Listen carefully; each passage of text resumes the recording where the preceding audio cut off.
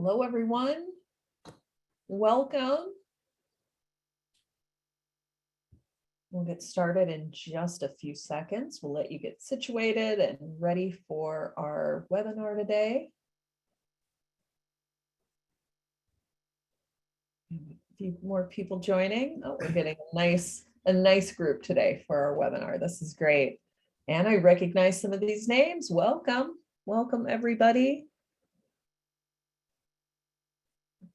Oh, excellent. I'm seeing some names I haven't seen in a while. Hello. Hi there. So glad you can join us today. If you'd like to take a moment to go ahead and open up your chat and go ahead and introduce yourself. Tell us where you're coming to us from. That would be great. Anything you'd like to tell us, go ahead. This is going to be a webinar, and so there's not going to be too much interaction outside of chat and the Q&A. So if you'd like to send us your intro there, that would be great. All right. We might be settling down a bit, so we'll get started in just a moment. Hello, hello. Excellent.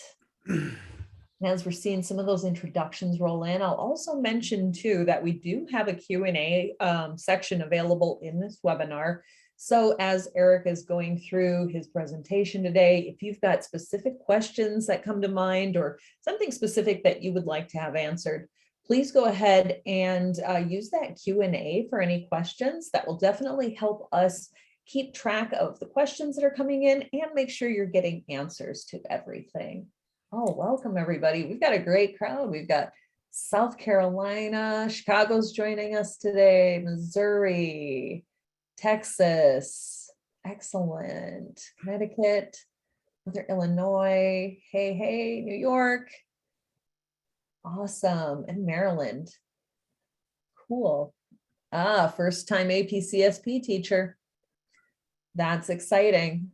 All right, welcome everybody. So go ahead and keep tossing those intros into chat, and we're going to go ahead and get started so I can give Eric as much time as possible to go through his presentation today. So welcome again. Thank you so much for joining us for another one of the CodeHS spring webinars. And this one today is the preparing students for the CodeHS Create PT. And rather than having one of the CodeHS team members leading this time, we've got a CodeHS teacher trainer. We have Eric Magnus with us, and Eric is one of our fabulous CodeHS educators and teacher trainers. And he's going to be going through how he helps prepare his students for the CodeHS, for the Create PT. This is not the CodeHS Create Task. Couple of quick housekeeping things before we get started. If you could take just a moment to click the attendance link. If I could have somebody from the CodeHS team toss that into chat, that would be great. codehs.com/create-attend. By clicking that, what that is going to do is actually allow us to send you a certificate to say that, yes, I've attended this webinar. So make sure that you click that link. Linda just tossed that into chat. Also, if you'd like to take a look at the slides right now, you can either scan the QR code that's on Eric's slide, or you can browse to codehs.com/create-slides. And there's going to be a lot of links that are included in the slides, so you will want to hang on to these. I think we'll also include the slides in the follow-up email as well. All right. In addition to Eric, we have a few team members on to support, so we'll be answering your questions on the back end. We have Claire, we have Linda, we have Joy, and myself. We are all on to help answer those questions too. So let's go ahead, we'll get started. Eric, can you go ahead and click to the next slide for me? All right, one more sign up just in case you're joining us and you have not used CodeHS before, either as a student or as a teacher. Go ahead and create your free teacher account at codehs.com/signup. And it takes just a few seconds to get an account created. I am recognizing a ton of these names, so I think most of you have accounts, but just in case, you can go ahead and do that. All right. So without further ado, Eric, I'm going to turn it over to you. Take it away. Hi, everyone. Welcome to this webinar this afternoon. I'm going to go over some kind of things I do in my class. And here's our little schedule for today. I'll give you a little about me and then tell you about the teaching approach I have in my classroom. And then we'll look at the AP CSP curriculum that CodeHS has created briefly. And then I want to dive from there into some supplemental materials provided by CodeHS that provide particular help for the AP performance task and for prepping that. And the one I'm going to select is called Testing 1, 2, 3. I'll talk about how I use that in my class, and then a little twist I add. Then at the end, I'll kind of show the aftermath of using that in my class and the next steps I use and some other things you can use to take away with for your students. And at the very end, we'll have a little Q&A time. So, and anytime you have a question, feel free to throw it in there. You have some real CodeHS experts with you today who know it all. So here we go. I've been teaching for 25 years. And in my preparation to being an AP computer science teacher, I was a classics major and I taught Latin for 20 years. And there was a point in time about 5 years ago that I had read the Aeneid 23 times and I had read the Gallic Wars 23 times. And I thought, I am done. I need something else to invigorate me in my teaching life. And I'm kind of at the halfway point, so let's go. And my the CS teacher at my school came to we were neighbors, and she came over to my room and said, I put in my resignation today, I'm retiring. And I immediately put together my resume and I gave it to my principal, at which point she said to me, no. But eventually I convinced her, and I've been doing it ever since. And it's been great. I teach in Pennsylvania at Villa Maria Academy High School. It's a Catholic school. It's all girls. And as I said, I've been there for 23 years. And I've been an AP CSP teacher for 5 years and jumped in and have been grading AP CSP AP exams for the last 5, which is the most exhausting 8 days of my life every year. So, and in the boat there, just so I'm not all work, in my summer breaks, I love to paddle and repair and restore old kayaks and canoes. And there is the Penny, a 14.5-foot Mansfield that I restored, cherry wood, oak. Yeah, that's my little baby right there. So in my classroom, I really like to have my students be independent, self-guided learners. I do almost no lecturing. I start each class, I'm in a block schedule, and I start each class giving them the lay of the land, what's expected of them during that class, what's our expected behavior during that class, what's the digital formatting we're going to be using that day, and just reminding them where we are in a unit or a lesson or something like that. And then I let them go. And then my job at that point is just to kind of glide around the room. And as they need help, I will jump in. Usually when I jump in, it's the last thing that happens. If they don't know how to do something, I have introduced them at the very beginning to just-in-time learning. If they don't know how a while loop is working, or how can they add a color or change the size of the circle, I point them to the docs tab, or I point them to the lesson they just learned. Or I say, look, if that didn't say it to you, find Mr. Google. Let's see what's going on. You can do this. I also work with pair programming a lot, almost exclusively with the navigator and the pilot, and have them team up and so they can work together. Usually I shift pairings every unit. And then the last thing I do is I call it 68 seconds. When they raise their hand, they've gone through all their own learning. They've asked a neighbor, they've asked another neighbor, they can't find it out. They'll raise their hand. Can I come help them? And I say, yes, I will be there in just a moment. I acknowledge you. I'll be right there. And then I just wait, just ever so briefly, a minute, if that.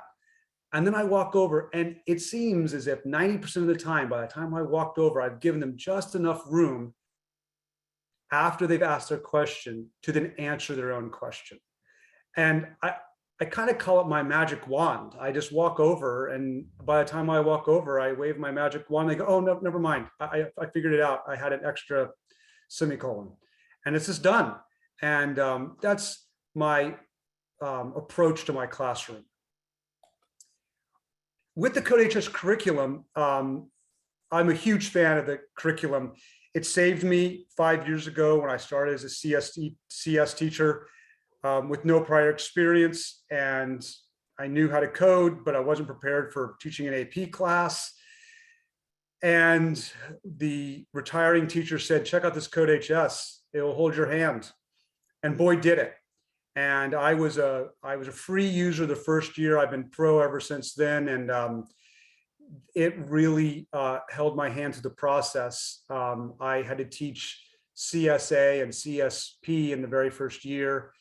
And I was just holding on by the fingertips and watching the videos, and it was really helpful.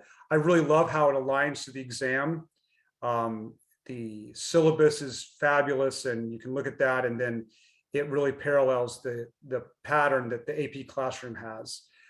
For my students' sake, I love the organization, how I can name units and lessons, the logical progression of the material that's taught. For CSP in particular, I love the flow. I think the balance of the material where I do coding for a while, and there's this point where we're getting a little code exhaustion, and all of a sudden, you know, we're breaking in and going into the internet for a while, or going into data, and the units kind of fall back and forth, and it's a good balance for my classroom. I really like that. My very favorite thing in all of CodeHS is the Docs tab. And I lead my students to that over and over again, particularly during the independence, the scary independence of the performance task, where my mouth is zipped and my hands are tied to giving them too much assistance. And I don't have to worry about that too much because I can keep leading them to the Docs tab. I'll show that to you in a second. The grading, I love the grading. As I said, I'm a pro user of CodeHS. I love the fast grade. I love the feedback I can give. My students really desire the green circle of happiness, and so they want to get that green circle, so that's really nice. The videos are really good. I think that the pacing of the videos are great. And at an all-girls school, I really like that so many of the voices on CodeHS are female voices. So these young ladies that I teach who are thinking about going into coding as a profession realize there's other women out there who know what they're talking about and they can lean on and learn from, and that's wonderful. Also, the clarity of instructions. If they ever get stuck, they can go back and look again, and I can redirect them, especially during this performance task time, to go back and really look at what was laid out. My second favorite thing about CodeHS is the solutions. Probably should be my favorite. Because of the freedom of movement I give in a class, I give them deadlines for when a unit should be finished. And within that time period, whether it's a week or two or a day, I let them go at their own pace. They might finish very quickly or maybe slowly. It's okay as long as we're all finished by a certain date. And that puts a little burden on me because I might have 20 students in a classroom at 10 different locations in their coding. And so if they do ask a question, I can just say, so where are you? They'll say 443. And I can just take a quick glance and go, okay, this is the concept that we're trying to get through at this moment. And I look like a genius when I walk over to them. That covers the broad scope of CodeHS curriculum for CSP. In addition to this material, which covers the syllabus proper that's required by AP, CodeHS has a lot of supplemental material. And this is where I lean for preparation for the performance task. And when you go into your course for CodeHS CSP, if you click on the assignments tab on the left side of the screen,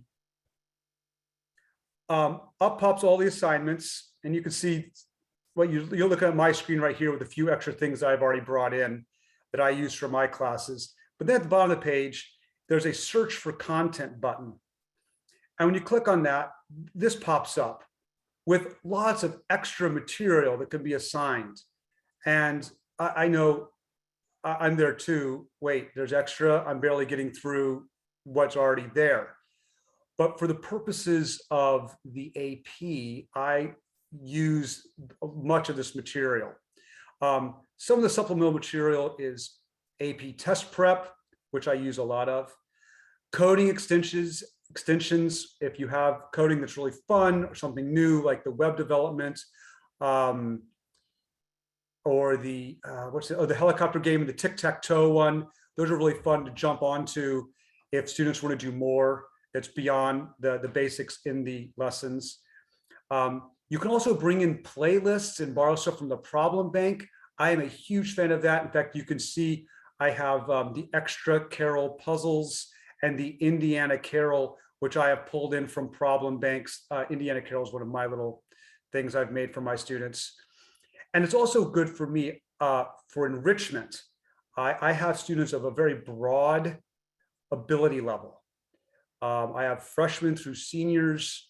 I have those who are taking it who have no prior knowledge and very little skill, to those who are gung-ho, already know some of the language, are ready to go to graduate school for this. And so with this broad arrangement, I'm able to use these supplemental materials to keep my faster moving students engaged. For the purposes of today, the supplement I use is testing 1, 2, 3. This is one of 2 practice performance tasks that are in this section. The other one you can see here is shopping list. I'll get to that one a little later. Testing 1, 2, 3 is designed specifically to help the students learn. The 4th prompt on the create performance task requires you to describe 2 calls to procedure identified in the written response. Each call must pass a different argument that causes a different segment of code to execute. It actually, in addition to the 4th prompt, if you were looking at the rubric, this also can largely cover the 6th prompt of the rubric for grading the create task. And in the scaffolding process into the performance task, this is, well, we would have already done a lot of work discussing the rubric and using it in pieces with prior coding. But in my immediate run up to the performance task, this is my starting point. We scaffold right from here. I assign them the practice performing this testing 1, 2, 3, and I have them code this, and I point to rubric points 4 and 6. And it's really, really good. I mean, here are the instructions for the assignment, and I'll just state, they're just really, really good. Starting with the 2nd paragraph there. For this practice PT, you're going to prompt the user for a DNA string. After reading that string in, you will pass the string to a function to simulate testing for a parasite. Now, that sentence right there, in its ease of reading, can be a little complicated for the students. I guide them towards the docs tab. What are they saying to read in? What are they saying to pass a string into a function? If I make them pause and think about that and use the magical docs tab, they will get there. I do very little, they're really on their own for coding this one because I'm preparing for the performance task. Your function should take a string input. If the string contains the following, then the patient is infected, and you should print out that the patient is infected. If the combination is not present, then you report the patient is not infected. And then here's the output 1 and output 2. And it's very convenient, because if the student says to me, is my code running correctly? Is this what you want? Something like that. I just say, run it. Does it match what they're asking? And if they say yes, I say, well, then you've answered your question. If they say no, again, I say, well, I guess you need to dig back in there a little bit more. And then here, this index of is very handy. This is a good little review for them to understand how strings are functioning and how they can use them in lists, which will be coming up in a moment. this, for me, the testing 1, 2, 3, I find takes about 45 minutes for my students to complete. And at this point, here's the solution code that is given by CodeHS. And the student code will look largely like this. It'll probably be messier and longer, and here we have, for the purposes of the performance task, here we have the function being called. Here we have the parameter being put, the variable be put in. Here we have the procedure itself with its name, and here's the parameter. These are all specifically questions that are asked in the write-up for AP. And then here is our if-else statement that can have two different outputs depending upon our parameter. And I really like this code. It's extraordinarily short. It's easy for the students to read. And here it completes rows 4 and 6. It has selection, that's the if else. It has a parameter, that's row 4. It has our function, and it has our function call. At this point, this code is really good. The only thing it's missing with respect to the AP performance task is it's missing iteration, and it's missing a list, which are rows 2, 3, and 5 for the purposes of the rubric. And oh yeah, and so this is the first way I extend the assignment that was given by CodeHS. The first way I extend it is I tell my students, okay, copy your code, paste it, just make a copy of it, comment out half of it so you still have it there, and now add into your code a list and add iteration. Add yourself a for loop. And so here they add the list in the blue, and here they add their for loop to go through that list here in the green. A little caveat at the bottom here. This code is not actually functioning code. I took this from one of my students. It clearly has errors in it, but this, for demonstration purposes, shows here's the list that they would have put in, which of course, and then here's calling the function, here's our parameter, and then here is our iteration right here. And this code now, if written up correctly, will complete rows 2, 3, 4, 5, and 6. And then the iteration is here, our for loop, and therefore we will have iteration, selection, and sequence all in this function. We have our function with our parameter, we have our function call, we have our list, and we have our list being used. And those are the key elements that AP is looking for in the performance task. After they finish this first extension, I extend this to a second day. Again, block scheduling, so 80-minute blocks. And I have them add a loop and a half. There are two reasons I have them add a loop and a half. One is I find that for whatever reason, my students struggle with this concept. And this is an easy, natural way to say, okay, go into the docs tab, find the instructions on while loops, put in a loop and a half. If you can't figure it out from the docs tab, go find the instructions for it. I think it's unit 4, and reread those instructions and do it. You've got to be able to put in a loop and a half, and I don't help them. They have to be able to figure this out. The other element I add here is adding a little user interface, where instead of the list being a static pre-built one, which is permissible for the performance task, I like to have them add the user interface, because that kind of helps them with the idea of what's the purpose of this? How is this interacting with humans? And so this is a very brief version of it, but I really want them to add lots of, hello, welcome to my program. It does X. We're trying to help you do Y. And as soon as you're ready, hit 1 and we'll get started. Enter the DNA strand, and to make it feel more like an organic program. And that really helps them when they're going to then understand this idea of purpose versus function when it comes to their performance task.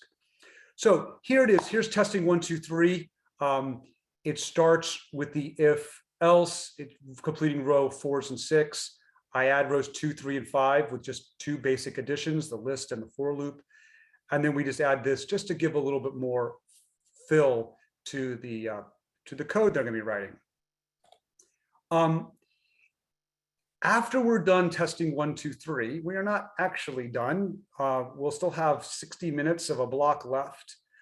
I require them to do a full write-up for practice. It's an ungraded write-up. It is a checked, approved, and discussed, but I don't actually enter the grade. This is really just a practice for them. There's also a section in testing 1, 2, 3. I think it's called reflection. And I want them to fill it out. I want them to tell me what was hard, what was easy, what didn't they like about it. They usually tell me they didn't like that I couldn't help them, you know, that they had to debug their stuff all on their own. And I say, yep, that's right. That's what it's going to be like. I then show them the scoring rubric for probably the 10th time. And I make them grade their write-up and their code, which of course has been scaffolded for them, according to the scoring rubric, so they can know what's going on. What I tell them, look, I'm the bad guy who's going to be scoring these for you, and you've got to convince me. And I also tell them, you know, I'm really not that bright, so you've got to make it really easy for me to grade, because if it's too complicated, you know, never mind. And in the write-up, I have a fake AP template. It looks just like what would come from the AP website when they're doing the official thing. I don't use any sentence starters. I don't use any prompts for them. I do tell them, just restate the question in the form of an answer. If you restate the question in the form of the answer, that's really friendly to the reader. They'll love you for it. And so they fill in an AP template. And then if they struggle with, like, how do I say this? What do they mean by this? What are they asking for? We will have gone over AP exam examples A, B, and C. We will have gone over the code and the write-up and the scoring for all 3 of those as a class, so they can have rehearsed what it is to look at this stuff.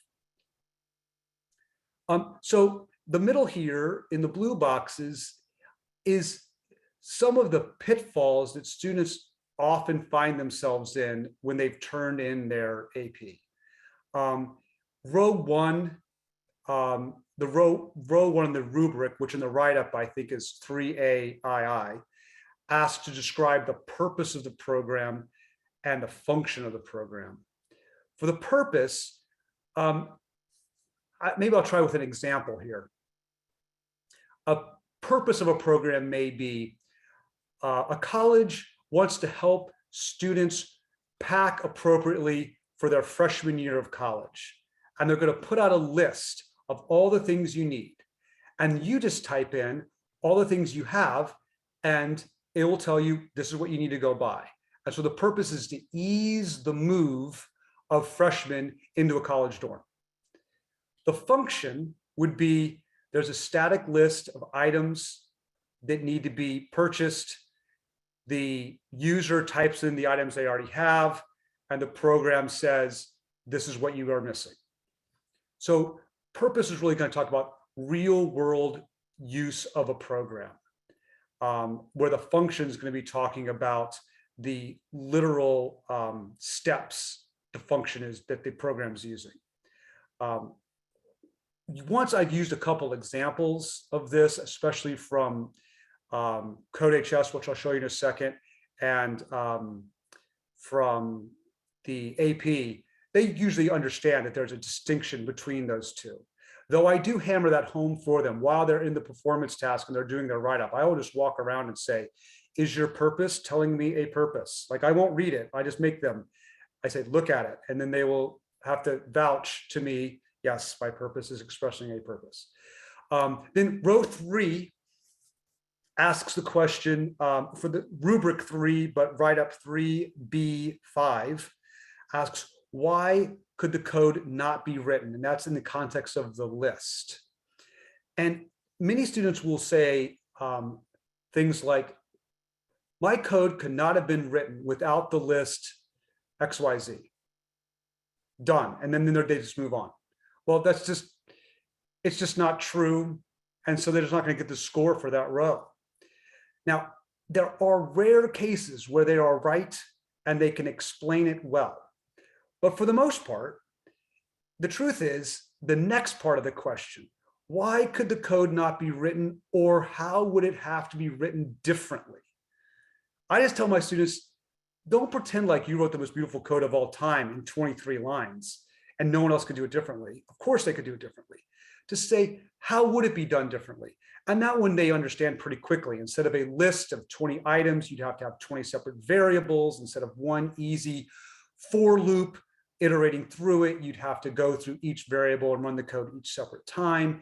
And they understand that. But it is very rare that a student is correct in saying it could not be written without this list. So I would lean on the different side. Row 4, which is right up 3C3, asks, how does this function affect the overall program? And the mistake here is often just one of blinders, where the students want to describe exactly what the function itself is doing, and they forget that it's sitting in a larger program. And they need to refer to the other variables going on the program, the other functions going on the program, the calls going on the program. They just need to explain, how does this sit with everything else going on around it, and how is it essential to all of those things going around? And what they often do is they say how it's essential, but they forget to talk about the other things around it. And that's very, very common. And then row 5 is the easiest to score for a reader and probably the hardest to write for the students. This is in the write-up 3CI, and it says to have a segment of code that includes sequencing. By the way, it says much more than this. I'm just picking the one portion that there's an issue with. Make sure that that portion of code has sequencing, selection, and iteration.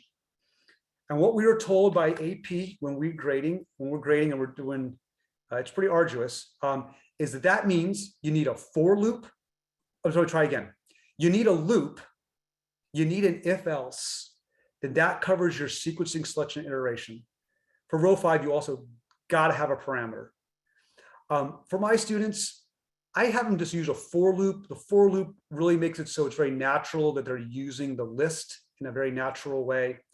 And so I direct them to using a for loop, though I don't have any control over that. If they choose not to use a for loop, they don't. But for all of our practices, testing 1, 2, 3, and shopping list, I require a for loop. In the red here, the AP CSP Resource Hub is a great resource for teachers and students to understand how to prepare for the create task, the performance task.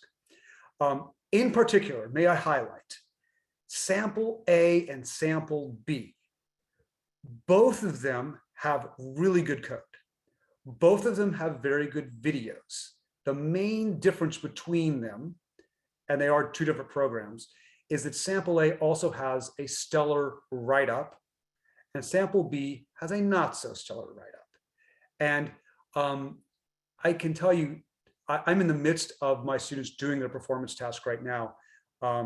We have 3 in-class hours to go.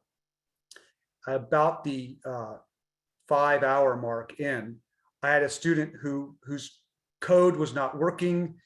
It clearly wasn't fulfilling the AP requirement. She was frustrated. She was at tears. And I just told her, look, you just got to relax. We're just going to call it into the day. And then you're going to need to just reset and start over again. And so when she came to class the next day, I said, here's how you're going to start class today. I need you to go and read through sample A and sample B.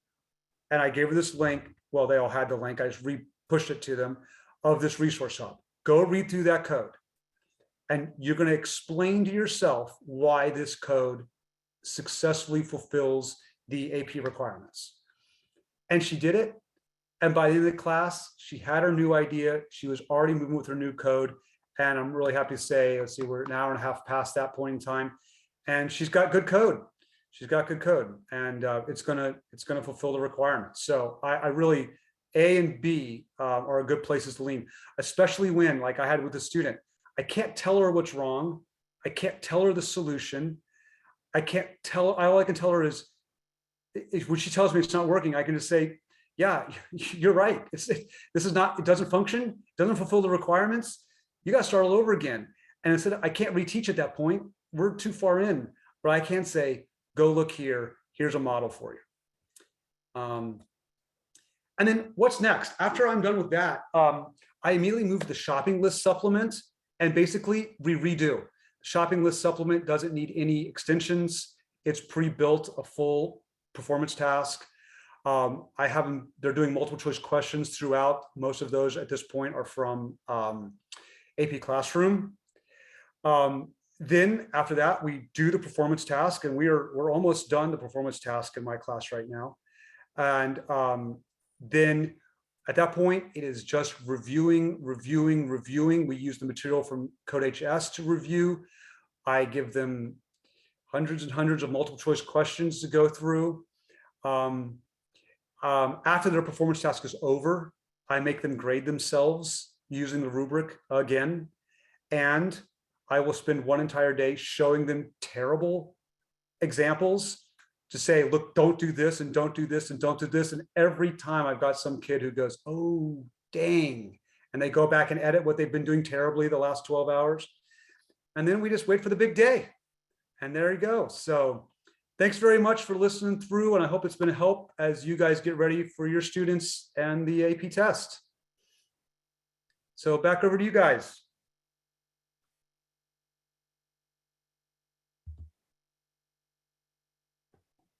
All right, thank you so much, Eric. And like Eric, I also taught AP Computer Science Principles before coming to CodeHS. My name is Linda, and I actually came from an English teacher background, so I can fully understand those of you that are coming in and going, I just got not only thrown computer science, but now an AP course as well. So we are just here happy to help in any way that we can. Definitely check out the AP CSP hub. That is hot off the presses. That's only been up for about a week. And we're still adding some additional components there. We're excited about that. Also, the College Board exam descriptions, and Lori's thrown a lot of links into the chat, but if you have the slides, you'll also have the links available to you. So, but what I wanted to talk through a little bit is about the performance task in regards to some of the rules pertaining to what we can share with students and what we should not be sharing with students as they work on this performance task. It's really hard to be hands off because up until this point, we have been their source of debugging. We have been their source of instruction and coaching and encouragement. And although the encouragement can continue, there's some components that we're going to need to be aware of. So Eric, if you can go to the next slide. I'll take a look here. All right, so once your students, have started the official create performance task or just the AP performance task for this particular assignment, remember these are, again, from the College Board. If you look at the handout from AP Central, you'll notice that in particular, it says they can't seek assistance, whether that's in writing, revising, amending, or correcting work. So that includes any help with debugging their program, writing, designing the functionality, testing it, making revisions, and really even working collaboratively with a partner can be tricky. So make sure, again, that you're taking the time. I think the one thing that I used to do that was helpful as a teacher was I used to actually take a couple minutes of each class period and just continue to regularly review the rubric with my students. So, we recommend that you use the tools available to you. Also in AP Classroom, there is a quiz that pertains specifically to the Create Task rubric that would be great for you to be able to go through with your students. It has some question prompts in regards to those different rows that Eric just shared, and it's a great way to just kind of make sure that they understand what's being required of them before they hit submit. So once they submit the practice performance task or any work that's been revised or amended, they once they've submitted to the College Board, teachers really can't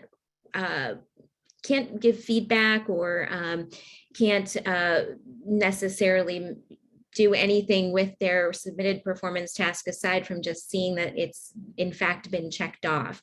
The only time, of course, if they loaded the wrong assignment or there was an issue with plagiarism that you catch on your end, then you would want to, flag that or return the assignment if it was the wrong.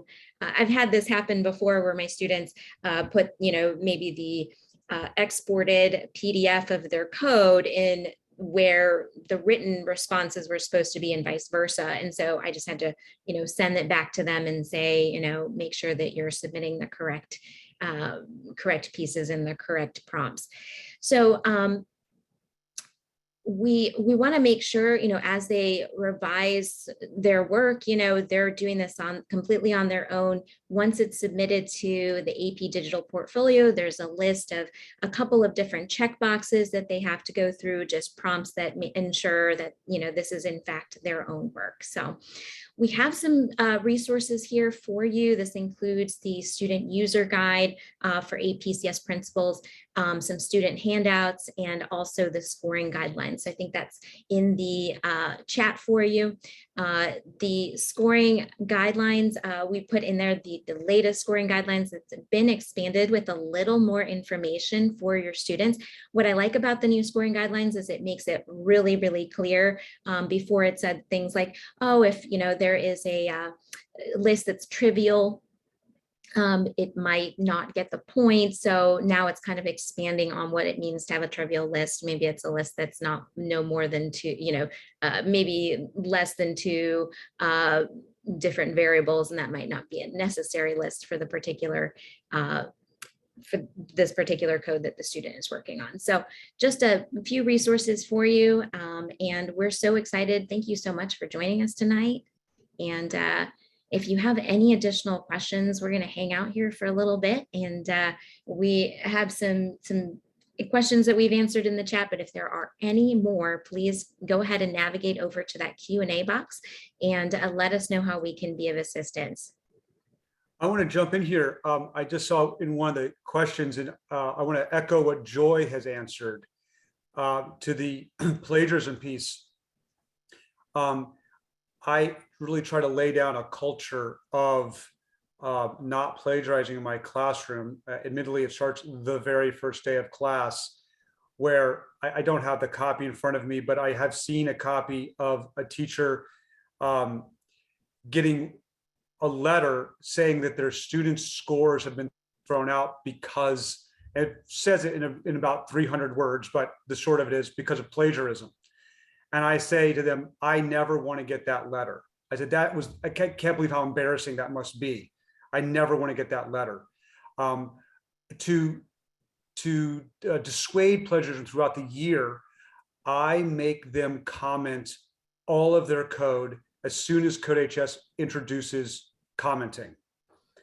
They find it burdensome, but it has reduced the cheating in my class, at least to this year, and to my ability to find to zero, to make them have to know what they're talking about and defend it, and they can't just steal it because it's all the answers are on the internet, and so they can just copy and paste, but they have to explain it.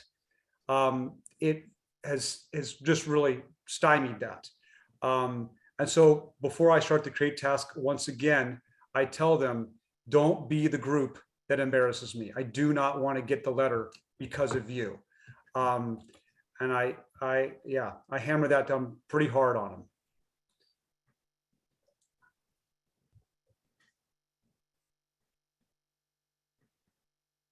All right. I think we had a question in the chat if we're going to be emailing out, a copy of everything. If you haven't already, the slides will also, I don't know, Lori, if we can throw that back out there just in case, but yeah, the slides have all of the links that we've embedded there for you as well. But we will also follow up with an email and make sure that, that you have the materials from tonight. So we're very happy that you're here.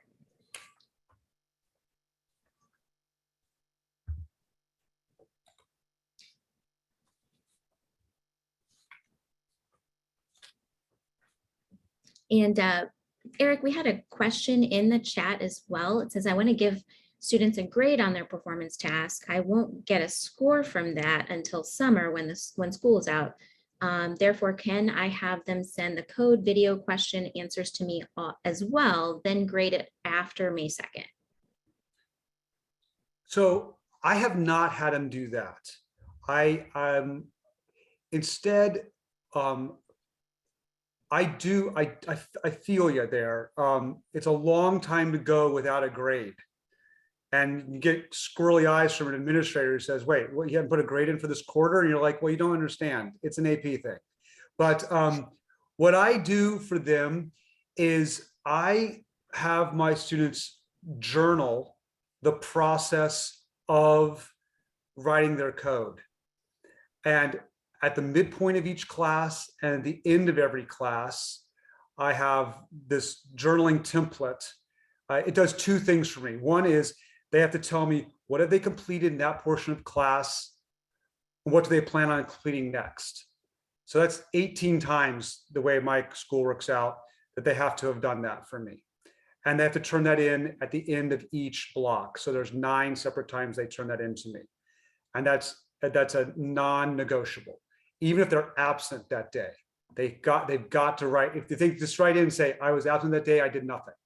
That's fine. But they have to do this journaling.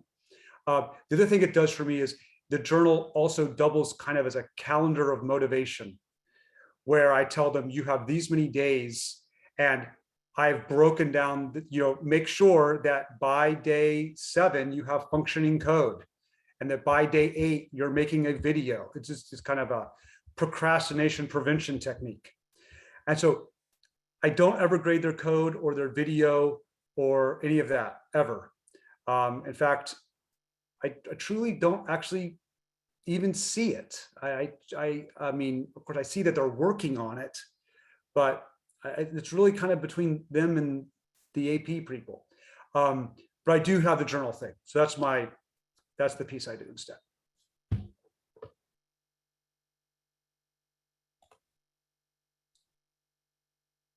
I taught CodeHS a year long. I'm in an A/B block. So I would have started teaching them in the fall, in September. And I really like that. We did 4x4 a couple years ago. Administrative decision was make a 4x4, and that was tough. That was very tough. I prefer the A/B block.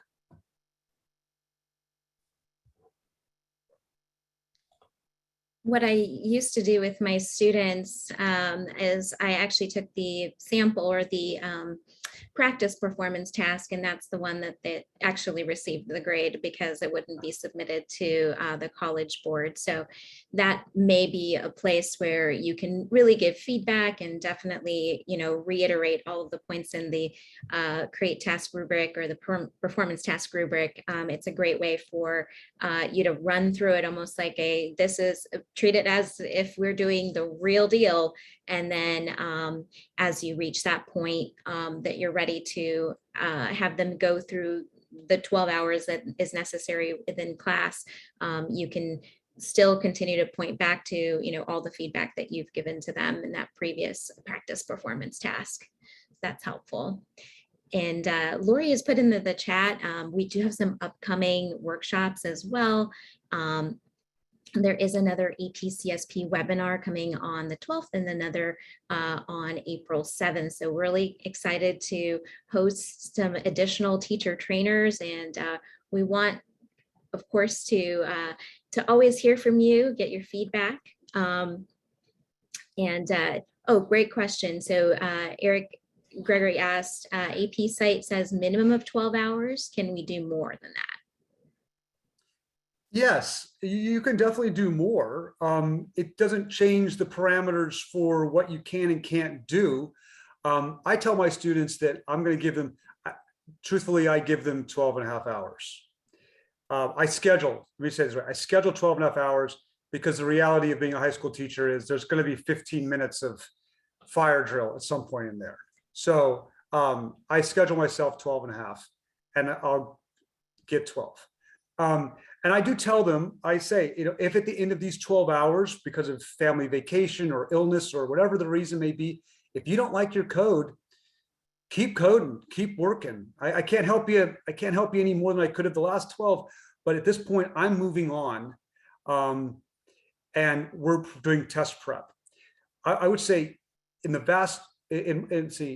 almost every one of my situations, I will have students done with at least 2 hours to go, or more for some of the strong students. And it is so difficult for me to have 20 students all done the task, and I still have 2 hours, and I gotta say, look, I can't not give you these 2 more hours, but because if I don't give them to you and you do crappy on the test, then it's gonna come back on me.